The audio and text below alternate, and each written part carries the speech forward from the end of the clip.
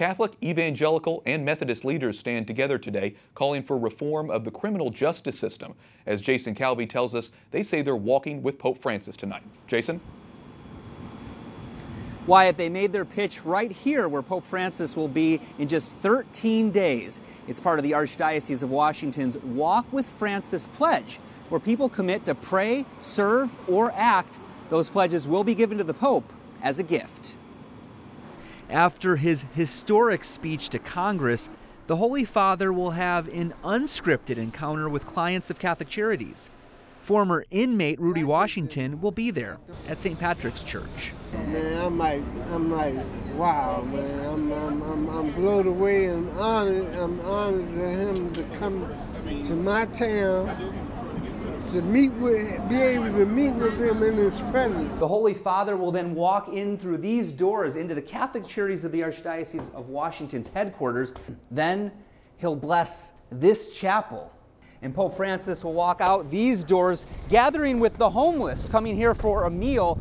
It's right here today that Rudy, D.C.'s Cardinal Wuerl, and other activists say they're inspired by Pope Francis in their call for reform of the justice system. As Catholics, it's really important for us because of Matthew 25, that everything we do for those who are in prison is actually doing it for Christ himself. They're calling for fairer sentences and rehabilitation to keep people from going back to jail. We need a system that is constructive, that moves a person away from a life, a behavior that is criminal. Rudy Washington is one of 1,100 taking part in Catholic Charities' Welcome Home program for former convicts. He says he wants to mentor others like him and share his story with the Pope. I'm so honored. The U.S. Bishops' Conference tells us the Senate is close to bringing forward a bipartisan bill on criminal justice reform. The Pope himself will visit prisoners in Philadelphia. And you may remember, Wyatt, that on his first Holy Thursday as pontiff, Pope Francis washed the feet of prisoners. Jason Calvi reporting from Catholic Charities of Washington, D.C. Jason, thanks very much. And we're happy to have back in the studio John Carr. He's the director of the Initiative on Catholic Social Thought and Public Life at Georgetown University. So John, less than 2 weeks, the Pope arrives in the U.S. What can you point out about the Holy Father that will help us to understand his message? Well, in some ways, Pope Francis is the ultimate Washington outsider. I don't think there's any other world leader of his stature or coming to our country who have never set foot here. We'll be seeing him in our country. He'll be meeting us up close for the first time. So I think it'll be fascinating. The other first is he will be the first Pope to talk to a joint meeting of Congress. You're too young, but I remember when 55 years ago, major American figures said that John Kennedy should not be elected president because he would take advice from the Pope.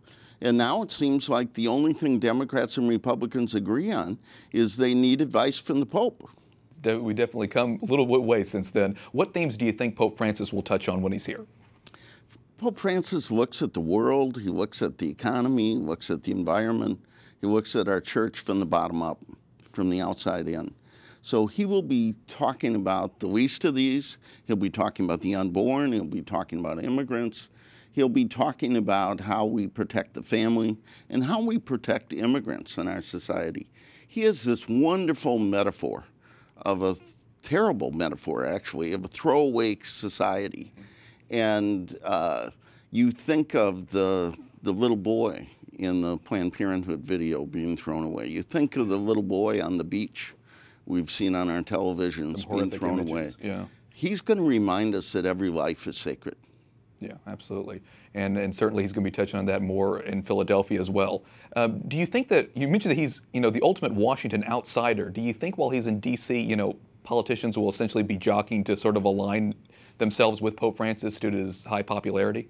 Well, anyone who tries to politicize the visit, I think, will regret it. Pope Francis is coming with a moral framework, a set of principles, not a legislative agenda or a five-point program. His approval ratings, our politicians would die for. Right. And my advice is don't try to use the Pope. Try and follow him. When he moves from Capitol Hill to Catholic Charities, the place we just saw, he will be making a statement on not only his trip, but on the priorities of our nation. So my advice is, don't try and co-opt or substitute for the Pope. Amplify his message and follow his advice. It's a really good message, and obviously things to keep in mind as Pope Francis making his visit as a pastor, and in that light. John Carr, we thank you so much for being with us, the Director of the Initiative on Catholic Social Thought and Public Life.